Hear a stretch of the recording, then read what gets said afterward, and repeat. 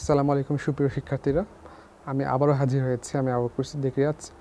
আজকে আপনাদের ভূগোল দ্বিতীয় পত্রের দ্বিতীয় অধ্যায় নিয়ে আলোচনা করব। খুবই সহজ একটি টপিক আমরা বেছে নিয়েছি আজকের জন্য। সহজ হলে এখান থেকে কোশ্চেন আসার সম্ভাবনা খুবই বেশি এবং খুব সহজ এবং সাবলীলভাবে আমি উপস্থাপন করেছি আজকের টপিকটি। আশা করি আপনার ক্লাসটা সবাই ভালো লাগবে এবং সবাই ভালোভাবে কাটবে সময়টা। ওকে, তাহলে আমরা ক্লাসটা শুরু করে দিই।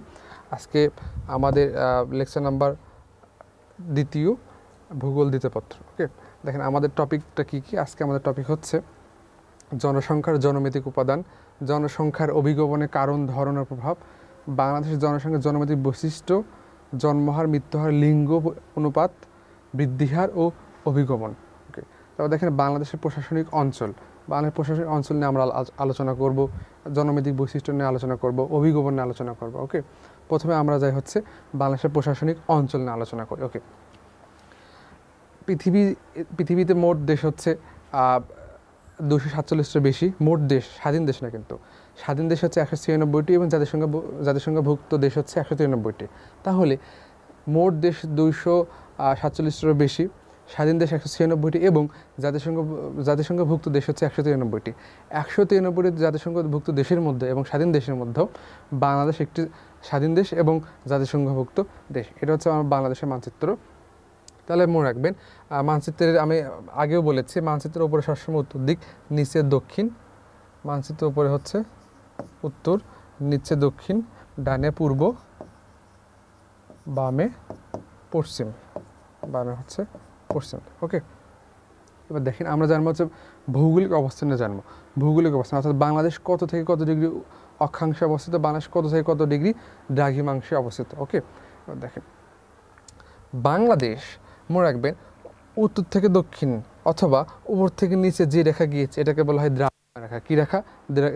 দ্রাঘিমা রেখা। মনে রাখার বুদ্ধি হচ্ছে যে রেখা দাঁড়িয়ে থাকে তাকে বলা হচ্ছে দ্রাঘিমা রেখা। অর্থাৎ উত্তর থেকে দক্ষিণে যে রেখা গিয়েছে তাকে বলা হচ্ছে দ্রাঘিমা রেখা এবং পশ্চিম থেকে পূর্বে যে রেখা গিয়েছে তাকে বলা হচ্ছে নিরীক্ষ রেখা। নিরীক্ষ রেখার অপর নাম কি? নিরীক্ষ রেখার অপর নাম হচ্ছে গুরুবৃত্ত রেখা বা মহাবৃত্ত রেখা। ওকে, এবার দেখেন বাংলাদেশ কত থেকে কত ডিগ্রি দ্রাঘিমাংশে অবস্থিত আমরা এটা দেখব। বাংলাদেশ 88 ডিগ্রি 1 মিনিট থেকে 92 ডিগ্রি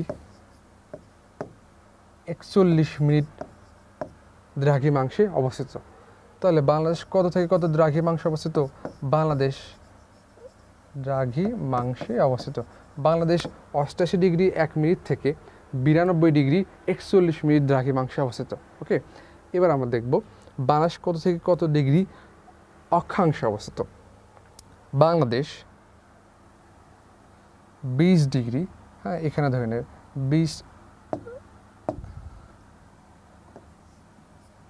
20 ডিগ্রি 34 মিনিট থেকে 26 মিনিট 26 ডিগ্রি 38 মিনিট অক্ষাংশে অবস্থিত। তাহলে দেখেন বাংলাদেশ কত ডিগ্রি অক্ষাংশে অবস্থিত? বাংলাদেশ 20 ডিগ্রি 34 মিনিট থেকে 26 ডিগ্রি 38 মিনিট অক্ষাংশে অবস্থিত। তাহলে বাংলাদেশ কত ডিগ্রি অক্ষাংশে অবস্থিত? বাংলাদেশ 88 ডিগ্রি 1 মিনিট থেকে 92 ডিগ্রি 41 দ্রাঘিমাংশে অবস্থিত। এটা হচ্ছে বাংলাদেশের অবস্থান। আরেকটা জিনিস দরকার, সেটা হচ্ছে মাঝখান দিয়ে 90 ডিগ্রি দ্রাঘিমা রেখা গিয়েছে। কত ডিগ্রি দ্রাঘিমা রেখা গিয়েছে? 90 ডিগ্রি। কত ডিগ্রি?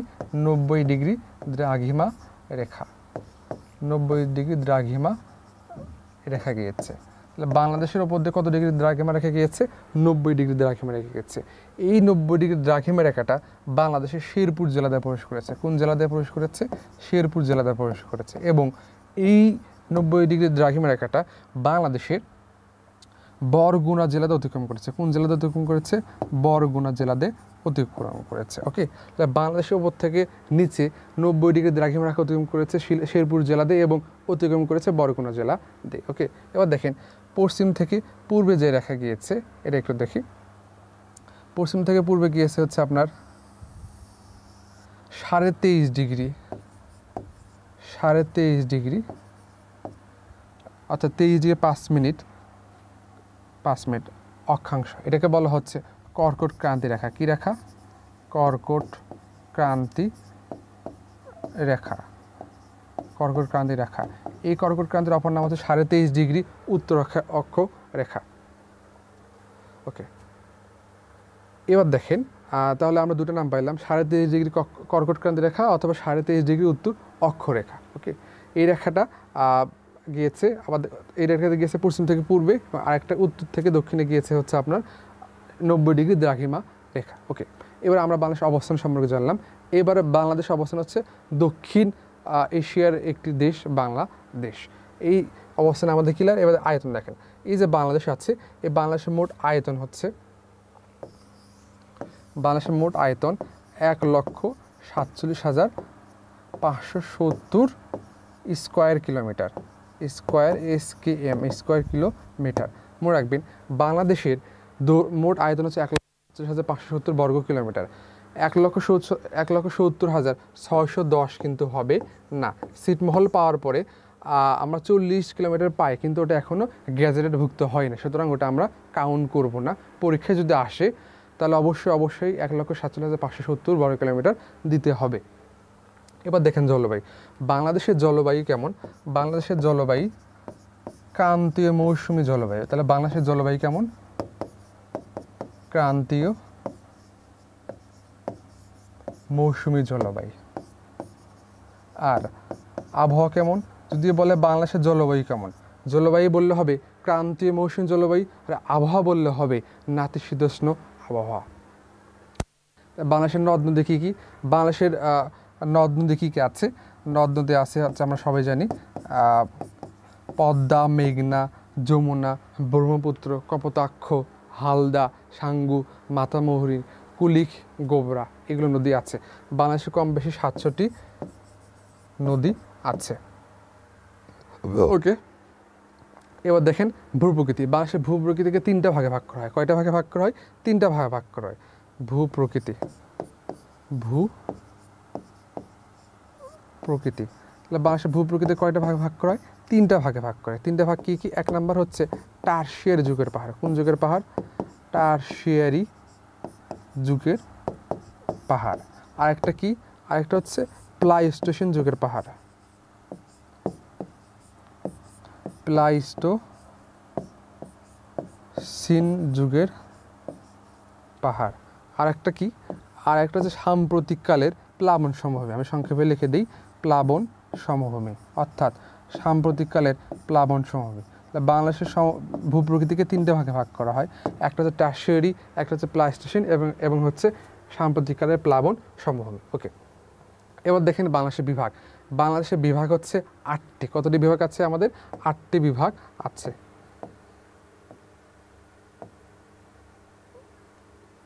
ওকে, 8টি বিভাগগুলো কী কী আমরা একটা দেখব। দেখেন, এটা হচ্ছে আমাদের রংপুর বিভাগ। কী বিভাগ? রংপুর বিভাগ। এটা হচ্ছে আমাদের রাজশাহী বিভাগ। কী বিভাগ? রাজশাহী বিভাগ। আর এটা দেখেন, এটা হচ্ছে আমাদের খুলনা বিভাগ। আবার এটা হচ্ছে আমাদের বরিশাল বিভাগ।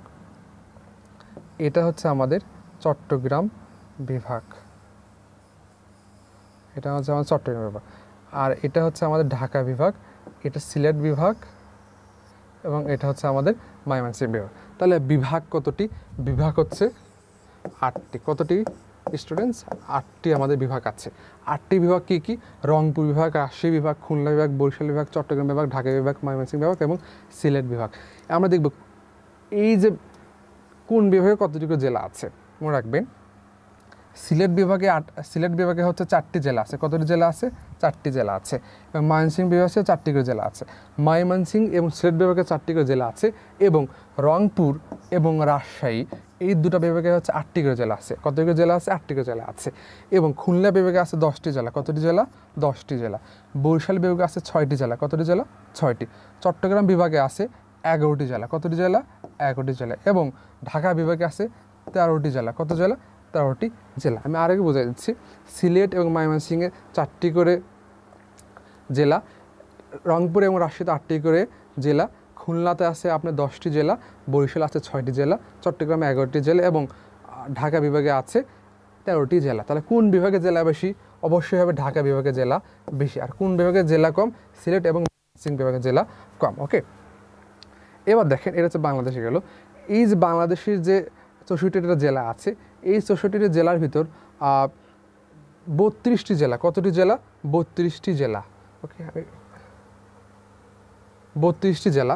এই 32টি জেলা তো সীমান্তবর্তী জেলা। কি জেলা? সীমান্তবর্তী জেলা।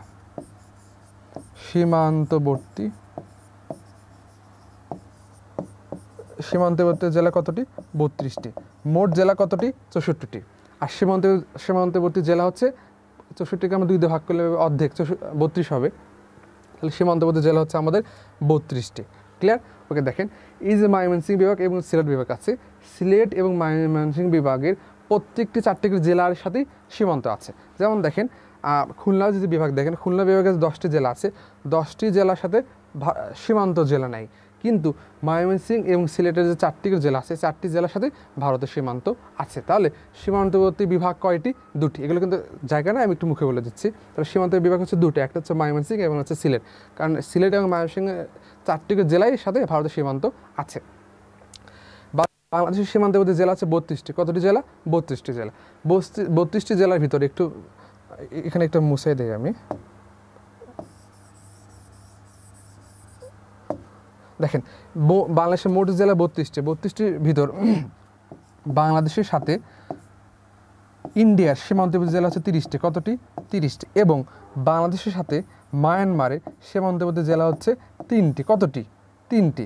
তাহলে বাংলাদেশের সাথে ইন্ডিয়ার সীমান্তবর্তী জেলা 30 এবং বাংলাদেশের সাথে মায়ানমারের সীমান্তবর্তী জেলা হচ্ছে 3টি। তাহলে 30 আর 3 কত হলো? 33। তাহলে আমি কি ভুল লিখেছি? নো, হ্যাঁ, ভুল লিখি নাই। এখন কাহিনীটা কি?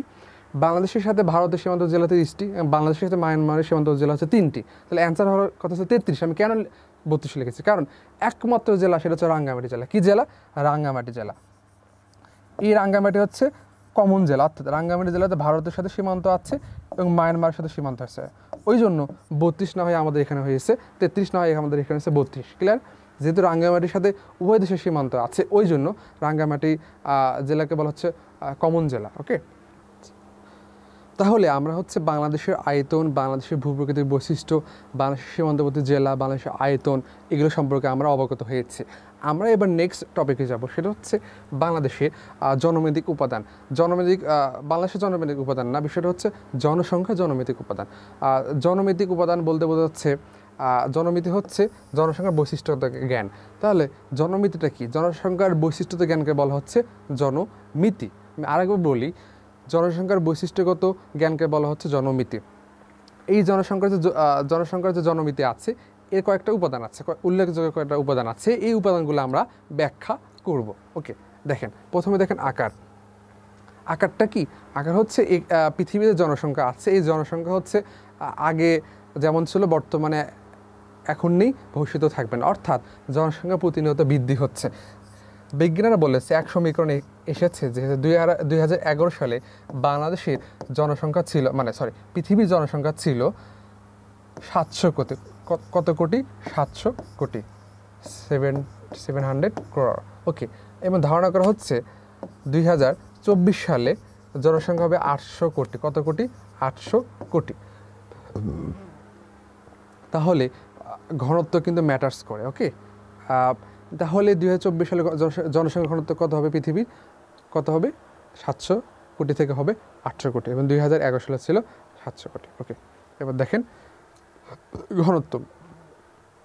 পৃথিবীর কোন দেশের জনসংখ্যা ঘনত্ব বেশি? মনে রাখবেন, পৃথিবীর যে দেশের ঘনত্ব বেশি সেই দেশের ঘনবসতিপূর্ণ দেশ, তার নাম হচ্ছে মোনাকো। কি নাম?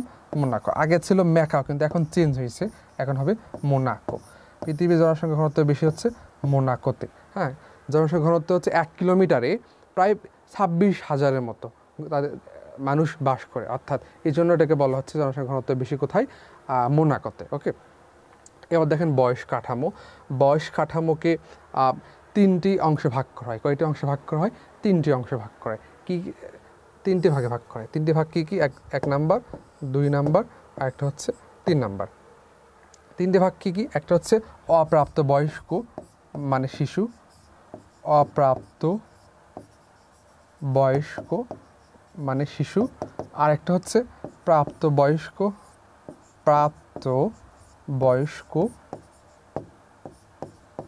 আর একটা হচ্ছে সর্বশেষ বৃদ্ধ মানে বুড়া। ওকে, এই যে তিনটি বয়স কাঠামো আছে, বৃদ্ধ কাদেরকে বলা হচ্ছে 60 বছর অথবা এক জায়গায় বলা হচ্ছে 65 বছর। 60 বছর অথবা 65 বছরের যাদের বেশি তাদেরকে বলা হচ্ছে বৃদ্ধ। প্রাপ্তবয়স্ক কাদের বলা হচ্ছে? প্রাপ্তবয়স্ক হচ্ছে আপনার অপ্রাপ্তকার। অপ্রাপ্ত হচ্ছে 14 থেকে 19 যাদের বয়স, তাদেরকে বলা হচ্ছে অপ্রাপ্তবয়স্ক বা শিশু। প্রাপ্তবয়স্ক কারা? প্রাপ্তবয়স্ক হচ্ছে 19 থেকে 59 বা 64 বছর যাদের, তাদেরকে বলা হচ্ছে আপনার প্রাপ্ত বয়স্ক। ওকে, বৃদ্ধ হচ্ছে 60 থেকে 65-এর বেশি, প্রাপ্ত হচ্ছে 19 থেকে 59 বা 64, অপ্রাপ্ত হচ্ছে 14 থেকে 19 যাদের বয়স, তাদেরকে বলা হচ্ছে শিশু বা অপ্রাপ্ত বয়স্ক। ওকে, নেক্সট দেখেন হচ্ছে আমাদের উৎপাদনশীলতা জন্মহার। উৎপাদনশীলতা জন্মহারটা কি? বিষয়টা এইরকম, সন্তান জন্ম দেওয়ার ক্ষমতা একটা বিষয়, আর একটা হচ্ছে সন্তান প্রসব করার একটা বিষয়। সন্তান জন্মদান করার ক্ষমতাকে বলা হচ্ছে সন্তান জন্মদান ক্ষমতা। সন্তান জন্মদান ক্ষমতাকে বলা হচ্ছে উর্বরতা। কি বলা হচ্ছে? উর্বরতা। দেখেন, সন্তান জন্মদান ক্ষমতাকে বলা হচ্ছে উর্বরতা, কিন্তু সন্তান জন্মদানকে কি বলা হচ্ছে? সন্তান জন্মদানকে বলা হচ্ছে প্রজননশীলতা, প্রোডাক্টিভিটি। প্রজননশীলতা অর্থাৎ খুব ভালো করে বুঝবেন, সন্তান জন্মদানের ক্ষমতাকে বলা হচ্ছে উর্বরতা, আর সন্তান জন্মদানকে বলা হচ্ছে প্রজননশীলতা বা প্রোডাক্টিভিটি। আর এটা হচ্ছে ইনফার্টিলিটি, এটা হচ্ছে প্রোডাক্টিভিটি। ওকে, এই জন্মহারটা, এটা আমাদের উৎপাদনশীলতা হয়ে গেল। এবার জন্মহারটা কি? জন্মহারটা লেখার যেহেতু জায়গা নাই, কোন পাশে লিখি? জন্মহারটা কি এই পাশে লিখবো? আচ্ছা, এই পাশে দেখেন, জন্মহার হচ্ছে, একটু খেয়াল করেন, আমি এই পাশে লিখতেছি। জন্মহারে অনেকগুলো পদ্ধতি আছে। একটাকে বলা হচ্ছে স্থূল জন্মহার, আর একটা বলা হচ্ছে, অনেকগুলো পদ্ধতি আছে, আমরা জাস্ট দুটা বা আলোচনা করি। স্থূল জন্মহার আর একটা হচ্ছে সাধারণ জন্মহার। সাধারণ জন্মহার,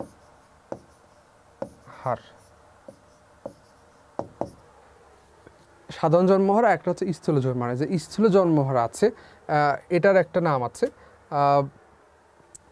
একটু পরে আমরা আলোচনা করবো। আর একটা হচ্ছে মৃত্যুহার। মৃত্যুহারের অনেকগুলো নাম আছে। একটা হচ্ছে স্থূল মৃত্যুহার। কি মৃত্যুহার? স্থূল মৃত্যুহার। অনেকগুলো পদ্ধতি আছে, আর মৃত্যুহার অনেকগুলো পদ্ধতি আছে। স্থূল মৃত্যুহার বা সাধারণ মৃত্যুহার, স্থূল মৃত্যুহার। ওকে, স্থূল মৃত্যুহার। ওকে, একটু খেয়াল করেন সবাই। সর্বশেষ হচ্ছে লিঙ্গ অনুপাত। লিঙ্গ অনুপাত বলতে বোঝাচ্ছে নারী পুরুষের অনুপাত। লিঙ্গ অনুপাত মানে নারী এবং পুরুষের অনুপাত। নারী পুরুষের অনুপাতকে বলা হচ্ছে লিঙ্গ অনুপাত। ওকে, আমি আরেকবার বোঝাচ্ছি জনসংখ্যার জন্মভিত্তিক উপাদানটা কি। প্রথমে দেখেন লিঙ্গ অনুপাত। লিঙ্গ অনুপাত বলতে বলছে নারী এবং পুরুষের যে অনুপাত তাকে বলা হচ্ছে লিঙ্গ অনুপাত বা সেক্স রেশিও, অথবা পুরুষ এবং নারী যে অনুপাত তাকে বলা হচ্ছে লিঙ্গ অনুপাত। মৃত্যুহারগুলো অনেকগুলো পদ্ধতি আছে। একটা হচ্ছে স্থূল মৃত্যুহার, আর একটা হচ্ছে সাধারণ মৃত্যুহার। তারপর দেখো উৎপাদনশীলতা। উৎপাদনশীলতা বলতে হচ্ছে সন্তান জন্মদানের ক্ষমতাকে বলা হচ্ছে উর্বরতা, সন্তান জন্মদানকে বলা হচ্ছে প্রজননশীলতা। জন্মহারে অনেকগুলো পদ্ধতি আছে। একটা সাধারণ জন্মহার, আর একটা হচ্ছে স্থূল জন্মহার। ওকে, বয়স কাঠামো 3টা ভাগে ভাগ করা হয়েছে। একটা হচ্ছে প্রাপ্তবয়স্ক, একটা অপ্রাপ্তবয়স্ক, আর একটা হচ্ছে বৃদ্ধ মানে বুড়া, আর একটা হচ্ছে ঘনত্ব, মানে 1 কিলোমিটার কত হাজার মানুষ বাস করে বা কতগুলো মানুষ বাস করে। পৃথিবীর ঘনত্বপূর্ণ দেশ হচ্ছে মোনাকো। ওকে, তারপর দেখেন আকার, অর্থাৎ একটা দেশের জনসংখ্যার আকার কত হবে। ধারণা করা হচ্ছে যে পৃথিবীতে 2011 সালে 700 কোটি ছিল, এবং ধারণা করা হচ্ছে 2024 সালে হবে 800 কোটি। ওকে, আমাদের এটা হচ্ছে বিষয়। এই 6টা বিষয় হচ্ছে জনসংখ্যার জন্মভিত্তিক উপাদান। এগুলো একটু আমি আলোচনা করেছি, আশা করি সবাই বুঝতে পেরেছেন। ওকে, আমরা জন্মহার মৃত্যুহারে এই নেক্সট টপিকে আমরা ডিটেলস আলোচনা করব। ওকে, প্রথমে দেখেন অভিগমন। অভিগমনটা কি? অভিগমনের ইংরেজি হচ্ছে মাইগ্রেশন। অভিগমনের ইংরেজি কি? মাইগ্রেশন। অভিগমনের ইংরেজি হচ্ছে মাইগ্রেশন। অভিগমনের ইংরেজি হচ্ছে মাইগ্রেশন। অভিগমন শব্দটি এসেছে, অভিগমন শব্দটি হচ্ছে ল্যাটিন শব্দ থেকে। কোন শব্দ থেকে? ল্যাটিন শব্দ মাইগ্রেট থেকে। ল্যাটিন শব্দ মাইগ্রেট থেকে। খুব ভালো করে বোঝেন। অভিগমন ইংরেজি হচ্ছে মাইগ্রেশন। অভিগমন শব্দটি হচ্ছে ল্যাটিন শব্দ মাইগ্রেট থেকে। এবং মাইগ্রেট অর্থ কি? মাইগ্রেট অর্থ হচ্ছে বাসস্থান স্থানান্তর। বাসস্থান স্থানান্তর, স্থানান্তর। ওকে, অভিগমন ইংরেজি হচ্ছে মাইগ্রেশন। মাইগ্রেশন শব্দটি এসেছে মাইগ্রেট শব্দ, ল্যাটিন শব্দ মাইগ্রেট থেকে। মাইগ্রেট অর্থ হচ্ছে বাসস্থান স্থানান্তর। ওকে, এবার দেখেন অভিগমনটা কি, সংজ্ঞাটা কি? মানব গোষ্ঠী, মানব গোষ্ঠী কি গোষ্ঠী?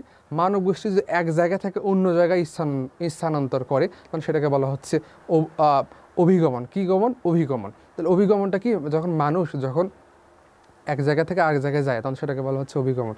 আমরা এভাবে করে নিই, ধর এটা মানুষ, এমতে হচ্ছে মানুষ, এমতে মানুষ মানে ম্যান, থেকে আরেক জায়গায় যাচ্ছে। এই যে দেখেন গিয়েছে, এই যে যাওয়া যে পদ্ধতি, এটাকে বলা হচ্ছে অভিগমন। ওকে, অভিগমনের কারণ দুই প্রকার, একটা হচ্ছে অভ্যন্তরীণ অভিগমন আর একটা হচ্ছে আন্তর্জাতিক অভিগমন। হ্যাঁ, অভ্যন্তরীণ দুটা কারণ আছে, একটা অভ্যন্তরীণ অভিগমন আর অভিগমনের দুটা কারণ, একটা অভ্যন্তরীণ আর একটা হচ্ছে আন্তর্জাতিক অভিগমন। হ্যাঁ, অভ্যন্তরীণ মানে হচ্ছে দেশের ভিতরে, আন্তর্জাতিক মানে এক দেশ থেকে আরেক দেশের ক্ষেত্রে। অভ্যন্তরীণ অভিগমনের কারণ, অভ্যন্তরীণ অভিগমনের কারণটা কি? প্রথমে দেখেন অর্থনৈতিক কারণ। কি কারণ? অর্থনৈতিক কারণ। অর্থাৎ মানুষ সবসময় উন্নত জীবন যাপন করতে চায়। কারণ উন্নত জীবন যাপন করতে চায়, তখন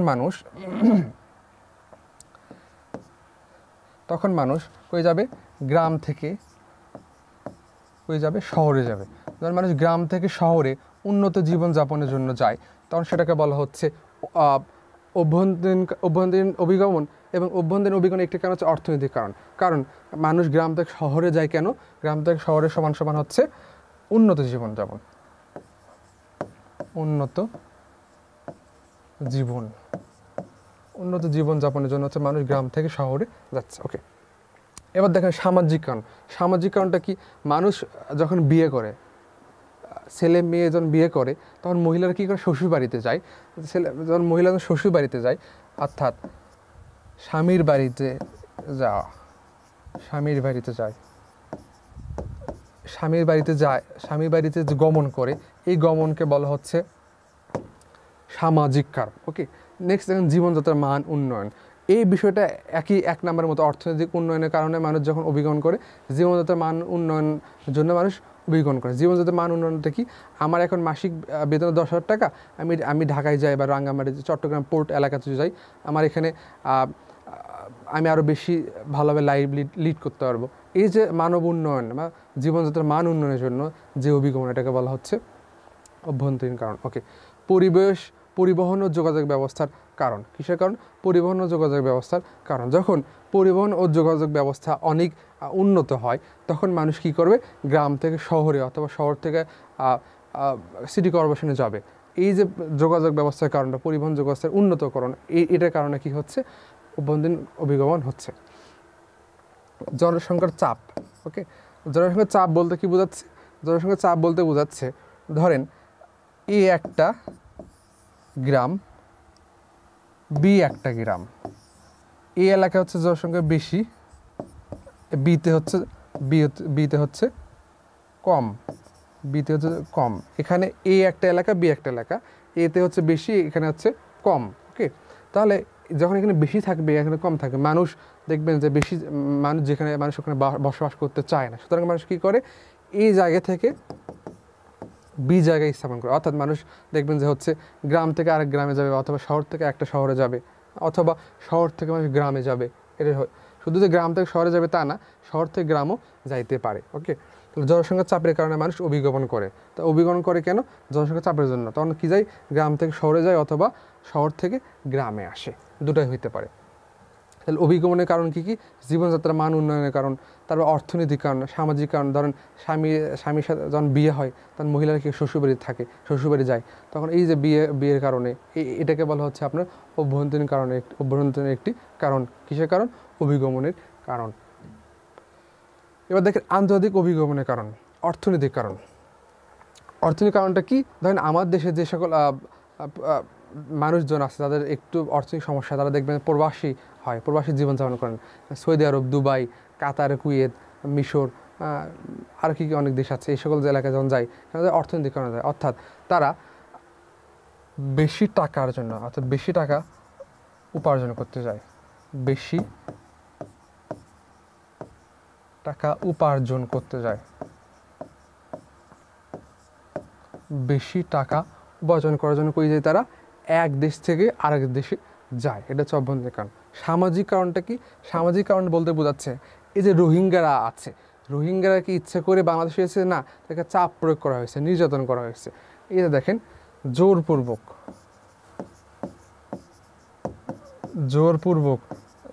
জোরপূর্বকের কারণে তারা দেখবেন কই আসছে, মায়ানমার থেকে বাংলাদেশে এসেছে। এই যে জোরপূর্বক কারণে, অনিচ্ছাকৃত কারণে, অর্থাৎ জোরপূর্বক কারণে তারা মায়ানমার থেকে যে বাংলাদেশে এসেছে, এটাকে বলা হচ্ছে সামাজিক কারণ। ওকে, তাহলে সামাজিক কারণ আন্তর্জাতিক অভিগমনের একটি কারণ। ওকে, এবার দেখেন ধর্মীয় কারণ।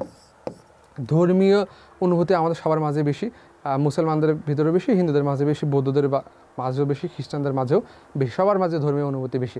ধরেন হিন্দুদের একটি তাদের প্রিয় জায়গা আছে ভারত, ভারতের বুদ্ধ গয়া বা অমৃতসর মন্দির। তারা ধর্মীয় কারণে কী করবে? আমার আমার আমার ধরেন হিন্দু ভাইরা ভাবে যে আমার ধর্মীয় কারণে আমি ইন্ডিয়াতে যাবো, কারণ ওখানে গেলে আমি ভালোভাবে ধর্ম পালন করতে পারবো, বা ওটা আমার ফার্স্ট ল্যান্ড। তখন তারা কী করে? ধর্মীয় কারণে বাংলাদেশ থেকে কই যাবে? বিতে হচ্ছে বাংলাদেশ, বাংলাদেশ থেকে যাবে ইন্ডিয়াতে। ওকে, আবার ধরেন আমরা যারা মুসলমান আছি, মুসলমানরা চিন্তা করে যে হচ্ছে আমার ফার্স্ট ল্যান্ড যদি সৌদি আরব, সৌদি আরব আমার নবী রাসূলগণ এসেছে, আমার নবী রাসূলগণ সৌদি আরবে যাবো অথবা মিশরে যাব। তারা কী করে? বাংলাদেশের মানুষজন কই যাবে? এসটি হচ্ছে সৌদি আরব, তাহলে বাংলাদেশের মানুষ সৌদি আরবে যাচ্ছে। তাহলে ধর্মীয় কারণে কী হচ্ছে? আন্তর্জাতিক অভিগমন হচ্ছে। শিক্ষা ও গবেষণা, দেখবেন বিশ্ববিদ্যালয়ের বিভিন্ন প্রফেসরগুলো পিএইচডির জন্য বা মাস্টার্সের জন্য বা এমফিলের জন্য দেখা যাচ্ছে বিদেশে যে লেখাপড়া করতেছে, বা অনার্স মাস্টার্সে অনেক শিক্ষার্থীরা, স্টুডেন্টসরা কী করতেছে? লেখাপড়া করে। লেখাপড়ার জন্য বা শিক্ষা গবেষণার জন্য তারা কই যায়? এক দেশ থেকে অন্য যায়। তখন দেখবেন বাংলাদেশে অনেক ডক্টর এফসিপিএস পাশ করে কানাডা থেকে বা ইউএসএ থেকে, বা বাংলাদেশে অনেক ঢাকা ইউনিভার্সিটির অনেক প্রফেসর বা বুয়েটের অনেক প্রফেসর চায়না থেকে, রাশিয়া থেকে বা যুক্তরাজ্য থেকে বা যুক্তরাষ্ট্র থেকে ওখানে পিএইচডি ডিগ্রি নিয়ে আসে। ওকে, তো শিক্ষা গবেষণার জন্য অভ্যন্তরীণ কারণ, আন্তর্জাতিক কারণ হচ্ছে। রাজনৈতিক কারণ, ধরেন পলিটিক্যাল কোনো পার্সন, ধরেন সরকারি দলের লোক বিরোধী দলের কোনো লোককে বললো, এই তোরে যদি দেখি তোরা আজকে আমি জেলে পাঠিয়ে দেবো, তোরা আজকে হত্যা করবো, I will kill you. Is the ধর্মীয় কারণ। ধর্মীয় যে আমার কী বলে, রাজনৈতিক যে দাঙ্গা, কনফ্লিক্ট, এই কারণে মানুষ কী করে? এক দেশ থেকে অন্য জায়গায় গিয়ে লুকিয়ে থাকে, অ্যাজাইলাম মানে আশ্রয় গ্রহণ করে। তাহলে রাজনৈতিক কারণে কী হচ্ছে? আন্তর্জাতিক অভিগমন হচ্ছে। এবার দেখেন অভিগমনের কারণগুলো, মানে ভাগগুলো কী কী। এখানে কারণ হবে না, মানে অভিগমনের ভাগ মানে ধরন হবে। এখানে অভিগমনের ধরন, সাধারণত দুই ধরনের অভিগমন দেখা যায়। একটা হচ্ছে ঐচ্ছিক অভিগমন, আর একটা হচ্ছে অনৈচ্ছিক অভিগমন। ঐচ্ছিক অভিগমনটা কি? যখন আমরা ইচ্ছা করে নিজের উন্নত জীবনযাপনের জন্য বা শিক্ষা গবেষণার জন্য আমরা যখন এক দেশ থেকে অন্য দেশ অথবা এক জেলা থেকে অন্য জায়গায় জেলা যাই, তখন সেটাকে হলো ঐচ্ছিক অভিগমন। অনৈচ্ছিক অভিগমনটা কি? যখন জোরপূর্বকভাবে আমরা যখন এক দেশ থেকে আরেক দেশ অথবা এক জেলা থেকে আরেক জায়গায় যাই, তখন তাকে বলা হচ্ছে অনৈচ্ছিক অভিগমন, যেমন রোহিঙ্গাদের বিষয়টা। ওকে, তবে দেখেন স্থানের উপর ভিত্তি করে অভিগমন দুই প্রকার, একটা হচ্ছে অভ্যন্তরীণ আর একটা হচ্ছে আন্তর্জাতিক। ওকে, ধারা অনুযায়ী অভ্যন্তরীণ অভিগমন কী অনুযায়ী? ধারা অনুযায়ী। প্রথমে দেখেন গ্রাম থেকে গ্রাম, অর্থাৎ গ্রাম থেকে গ্রাম অভিগমন কাকে বলা হয়? যখন কোনো মানুষ জাতি যখন এক গ্রাম থেকে আরেক গ্রামে যাবে, তখন তাকে বলা হচ্ছে গ্রাম থেকে গ্রাম অভিগমন। ওকে, এই গ্রাম থেকে গ্রাম অভিগমন সাধারণত হচ্ছে আপনার মহিলারা বেশি পছন্দ করে। কারা বেশি পছন্দ করে? মহিলারা পছন্দ করে।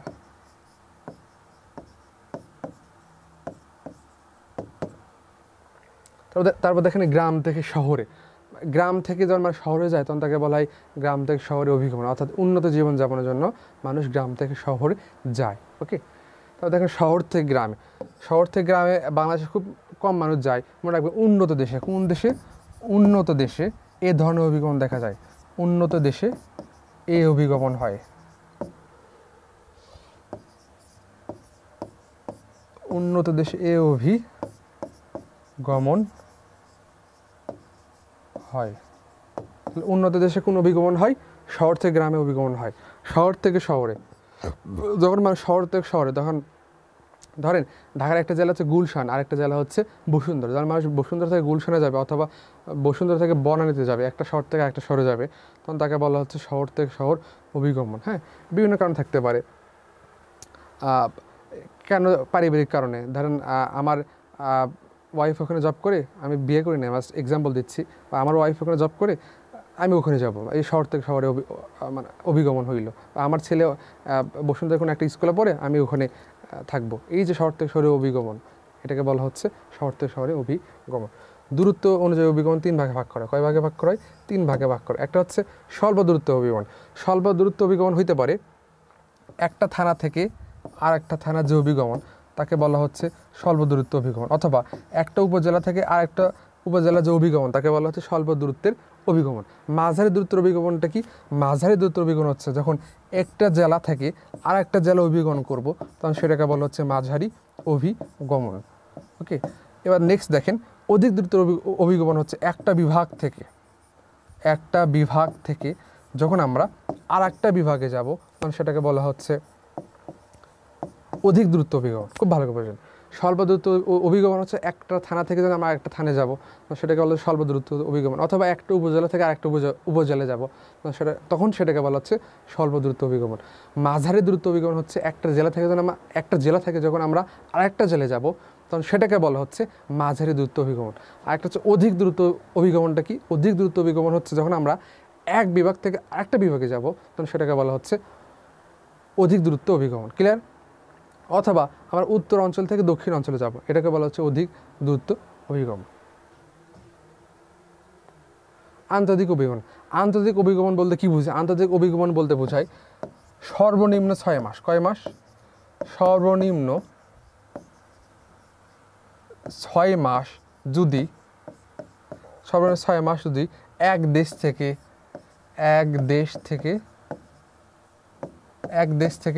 অন্য দেশে যায়,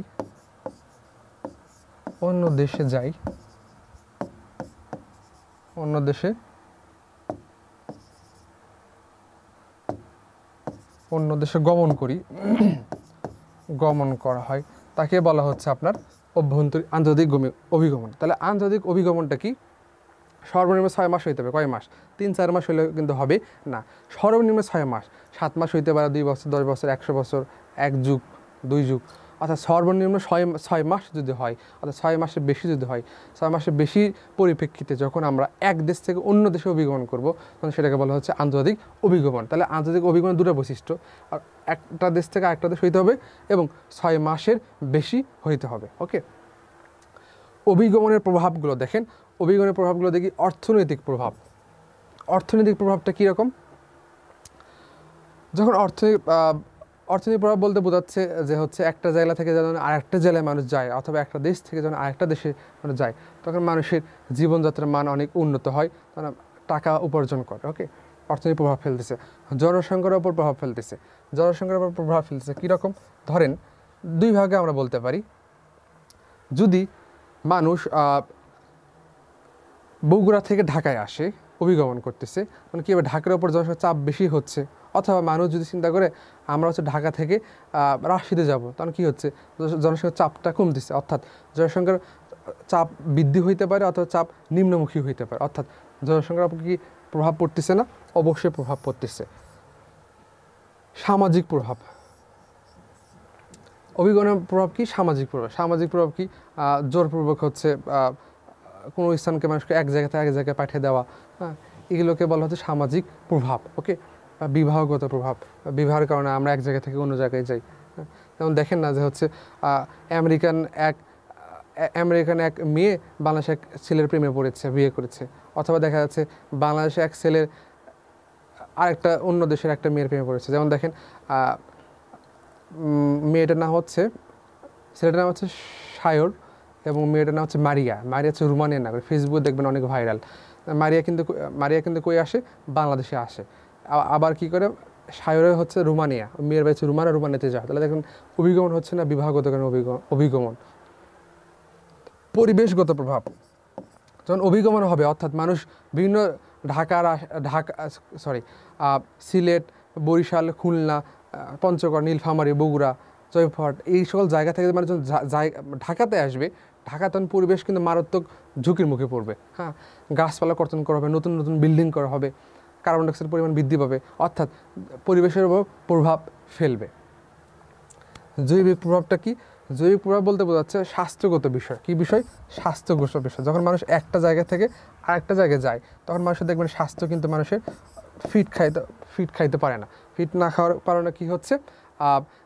অসুস্থ হয়ে পড়তেছে। ধরুন অনেকে দেখবেন যে হচ্ছে যখন কেউ আমরা নতুন জায়গায় যাই, তখন একটা জায়গা থেকে অন্য জায়গায় যাই, তখন আমাদের স্বাস্থ্যের উপর প্রভাব ফেলতেছে। আমরা ওই পরিবেশটা মেনে নিচ্ছে, আমাদের সাথে ফিট হচ্ছে না। এই যে ফিট হচ্ছে না, এটাকে বলা হচ্ছে জৈবিক কারণ। তাহলে অভিগমনের একটি প্রভাব হচ্ছে জৈবিক পরিবর্তন, পরিবেশগত প্রভাব, সামাজিক প্রভাব, জনসংখ্যার উপর প্রভাব, অর্থনৈতিক প্রভাব। ক্লিয়ার? ওকে, এবার দেখেন বাংলাদেশ জনসংখ্যার জনমিতিক বৈশিষ্ট্য। আমরা প্রথমে দেখেছি হচ্ছে জনসংখ্যার জনমিতিক উপাদানগুলো দেখেছি। আমরা বাংলাদেশের জনসংখ্যার জনমিতিক বৈশিষ্ট্যতে আমরা এগুলো হালকা করে একটু ডিটেলস পড়ে যাব, হালকা করে ডিটেলস, তাই না? জনসংখ্যার পরিমাণ। বাংলাদেশের জনসংখ্যা কত? বাংলাদেশে সর্বশেষ 2022 সালের অর্থনৈতিক সমীক্ষা অনুযায়ী বাংলাদেশের জনসংখ্যা হচ্ছে 169.11 মিলিয়ন। অর্থাৎ তাহলে 16,91,01,000 হচ্ছে বাংলাদেশের মোট জনসংখ্যা, অথবা আমরা বলতে পারি 169.11 মিলিয়ন হচ্ছে বাংলাদেশের জনসংখ্যা। আর বাংলাদেশের জনসংখ্যা বৃদ্ধির হার 2022 সালের অর্থনৈতিক সমীক্ষা, আমি কিন্তু আপডেটটা সব দিচ্ছি, 2022 সালের অর্থনৈতিক সমীক্ষা অনুযায়ী বাংলাদেশের জনসংখ্যা বৃদ্ধির হার হচ্ছে 1.37%। 1.37% হচ্ছে বাংলাদেশের জনসংখ্যা বৃদ্ধির হার। 2022 সালের অর্থনৈতিক সমীক্ষা অনুযায়ী জনসংখ্যা ঘনত্ব হচ্ছে, অর্থাৎ 1 কিলোমিটারে 1140 জন মানুষ বাস করে। কতজন? 1140 জন মানুষ বাস করে। সবচেয়ে বেশি যে জেলায় মানুষ বাস করে তার নাম হচ্ছে ঢাকা। ঢাকাতে বেশি জনসংখ্যা ঘনত্ব বেশি। আর বান্দরবন, নাম হচ্ছে বান্দরবানে সবচেয়ে বেশি কম মানুষ বাস করে, নাম হচ্ছে বান্দরবান। তাহলে হওয়ার কথা কি? সবচেয়ে বেশি এখানে বান্দর, কিন্তু না, এখানে সবচেয়ে বেশি হাতি দেখা যায়, কিন্তু আবার এখানে সবচেয়ে বেশি মানুষ কম বাস করে। মজার বিষয়।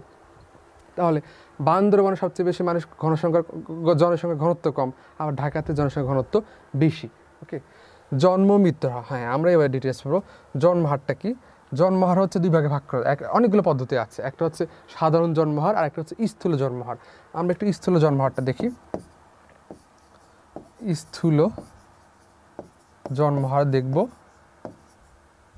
আর একটা হচ্ছে এই স্থূল জন্মহারকে ইংরেজিতে বলা হচ্ছে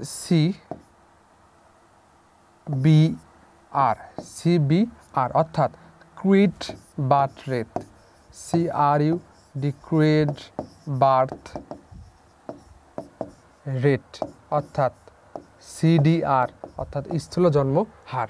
ক্রুইড বার্থ রেট অর্থাৎ স্থূল জন্মহার।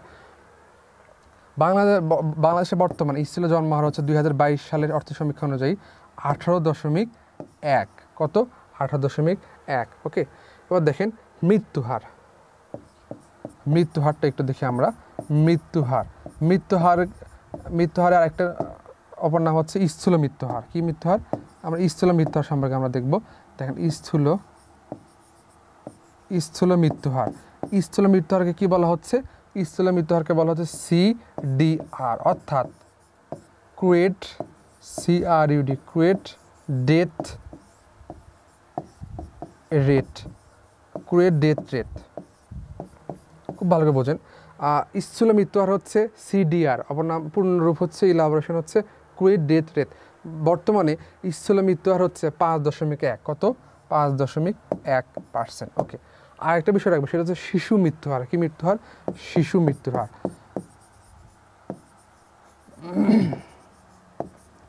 বর্তমানে শিশু মৃত্যুহারে কত?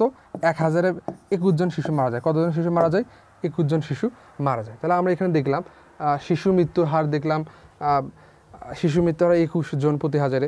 তারপর স্থূল মৃত্যুহার হচ্ছে বাংলাদেশে বর্তমানে 5.1 এবং হচ্ছে যে জন্মহার হচ্ছে 18.1। জন্মহারকে ইংরেজিতে বলা হচ্ছে সিবিআর, ক্রুইট বার্থ রেট, আর স্থূল মৃত্যুকে বলা হচ্ছে ক্রুইট ডেথ রেট। ওকে, বয়স কাঠামো অনেকগুলো ভাগ আছে, যেমন হচ্ছে প্রাপ্ত বয়সের কত পার্সেন্ট, তারপর হচ্ছে বৃদ্ধ কত পার্সেন্ট, অতটা ইম্পর্টেন্ট না। বয়স কাঠামো জাস্ট একটু বলে রাখি যে বয়স কাঠামো হচ্ছে ধরেন শিশুরা কতজন, মানে 20 থেকে 30 বছর পর্যন্ত কতজন, অথবা 40 থেকে 50 বছর পর্যন্ত কতজন, 60 থেকে 80 পর্যন্ত বছর কতজন, এটাকে বলা হচ্ছে বয়স কাঠামো। নারী পুরুষের অনুপাত, বর্তমানে নারী পুরুষের অনুপাত কত কে বলতে পারবেন? বর্তমানে নারী পুরুষের অনুপাত হচ্ছে, বর্তমানে নারী হচ্ছে 100 অনুপাত, পুরুষ হচ্ছে এখন 100.2, অর্থাৎ নারী পুরুষ অনুপাত হচ্ছে 100:100.2, অথবা আমরা এভাবে লিখতে পারি, প্রথমে যে আমরা পুরুষ লিখি তাহলে হবে 100.2:100। ওকে, নারী পুরুষ অনুপাত হচ্ছে সর্বশেষ সমীক্ষা অনুযায়ী 100.100.2, এটা হচ্ছে আমার নারী পুরুষের অনুপাত গেল। ওকে, তাহলে বাংলাদেশের জনসংখ্যার জন্মদিক বৈশিষ্ট্য সম্পর্কে আমরা আলোচনা করেছি। কী কী আলোচনা করেছি? জনসংখ্যার পরিমাণ, বাংলাদেশের জনসংখ্যা হচ্ছে 169.71 মিলিয়ন, জনসংখ্যার বৃদ্ধি হচ্ছে 1.37%, জনসংখ্যা ঘনত্ব হচ্ছে 1100, জনসংখ্যা ঘনত্ব হচ্ছে 1140 জন। সবচেয়ে জনসংখ্যা ঘনত্ব কম হচ্ছে বান্দরবনে, সবচেয়ে বেশি হচ্ছে ঢাকাতে। জন্মহার হচ্ছে, স্থূল জন্মহার হচ্ছে ক্রুইট বার্থ রেট, জন্ম হচ্ছে 18.1, মৃত্যুহার হচ্ছে 5.1, স্থূল মৃত্যুর ইংরেজি হচ্ছে ক্রুইট বার্থ রেট। আর নারী পুরুষ অনুপাত হচ্ছে 100.2। শহর ও গ্রামের সংখ্যা মনে রাখবেন, আমরা যদি বাংলাদেশের মোট জনসংখ্যা 100% ভাগ করি, কত পার্সেন্ট? 100% ভাগ করি, সর্বশেষ গবেষণা অনুযায়ী বা সর্বশেষ তথ্য অনুযায়ী গ্রামে বাস করে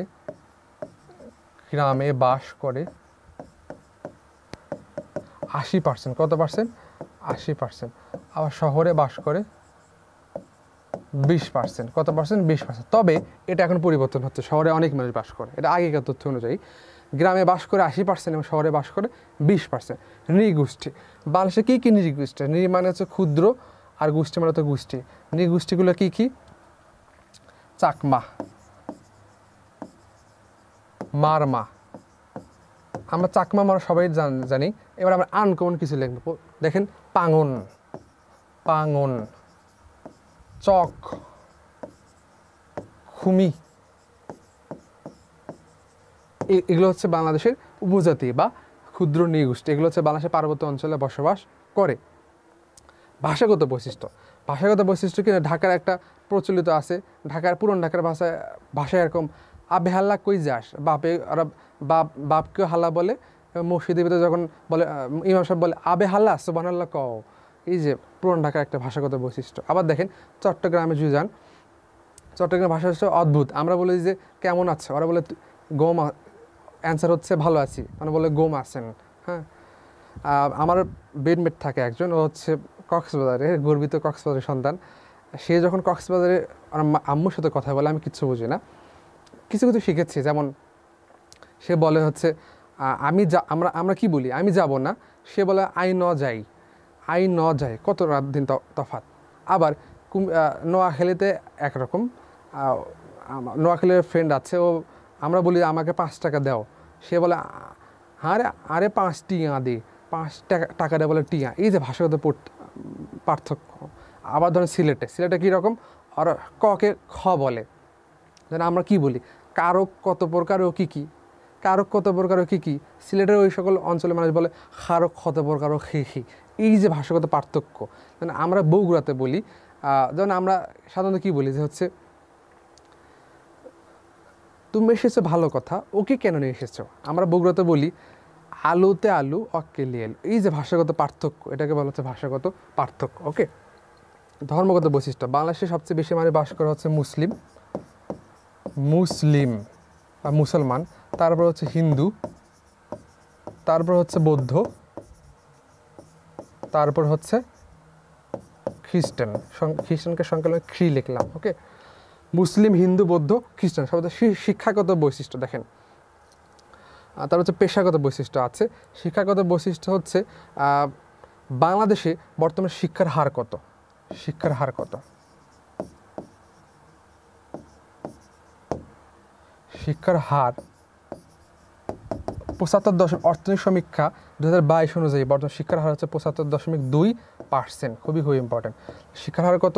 75.2%। এবার দেখেন পেশাগত বৈশিষ্ট্য। পেশাগত কেউ হচ্ছে ইঞ্জিনিয়ার, কেউ ডক্টর, কেউ ইঞ্জিনিয়ার, কেউ আর্মি অফিসার, কেউ ফার্মার, কেউ বেকার, কেউ বাবার হোটেলে খায়। এই যে পেশাগত বৈশিষ্ট্য, কেউ কৃষক, কেউ আর্মি, কেউ ডাক্তার, কেউ ইঞ্জিনিয়ার, কেউ পাইলট, হ্যাঁ, এগুলো এই যে পেশাগত বৈশিষ্ট্য আছে, এগুলো বৈশিষ্ট্য হচ্ছে বাংলাদেশের জনসংখ্যা জনমিতিক বৈশিষ্ট্য প্রদান। ওকে, তাহলে আমাদের ক্লাসটুকু আজকে পর্যন্তই। তবে আমার একটা বৈশিষ্ট্য, যেহেতু আমি ক্লাসগুলো কী করি, আবার রিভাইজ করি। আমি হচ্ছে প্রথম থেকে ক্লাসগুলো আবার রিভাইজ করতেছি। ওকে, আশা করি আজকে ক্লাসটা সবাই বুঝতে পেরেছেন। জনমিতিক উপাদান, প্রশাসনিক অঞ্চল, এগুলো কিন্তু বুঝতে হবে, হ্যাঁ, না বুঝলে কিন্তু হবে না। ওকে, দেখেন সবাই, এই কই গেল? এই যে বাংলাদেশের প্রশাসনিক অঞ্চল, বাংলাদেশের মোট জেলা হচ্ছে বর্তমানে 64টি, মোট বিভাগ হচ্ছে 8টি, প্রস্তাবিত বিভাগ হচ্ছে 2টি, পদ্মা এবং মেঘনা, এবং প্রস্তাবিত জেলা হচ্ছে 1টি, তার নাম হচ্ছে ভৈরব। ভৈরব হচ্ছে কিশোরগঞ্জের একটি উপজেলা। ওকে, বাংলাদেশের ভূপ্রকৃতিকে 3টা ভাগে ভাগ করা হয়। একটা হচ্ছে টার্সিয়ান যুগের পাহাড়, একটা প্লাইস্টোসিন যুগের পাহাড়, আর একটা হচ্ছে সাম্প্রতিককালের প্লাবন সমভূমি। ওকে, বাংলাদেশের মোট আয়তন হচ্ছে 1,47,570 বর্গ কিলোমিটার।